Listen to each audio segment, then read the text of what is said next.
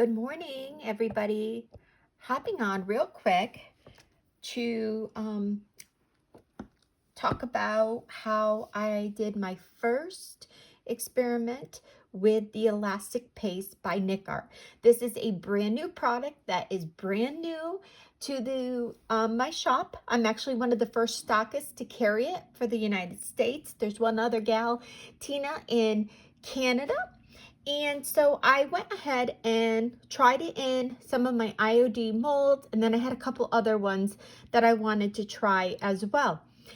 This paste, it comes in two different sizes in my shop. I do have limited quantities because we wanted to give it a try and see how it works. Basically, the outcome is to create bendable 3D ornaments from your molds for you to use in your projects, for your DIYs, your upcycling, all your creative things. These look gorgeous on furniture, etc. Just another fun product to bring to you to use in these molds. So let's see, so today is Monday. So Saturday, late afternoon, early evening, I went ahead and tried it. Pours in really good. I will put those process videos up because I did record it.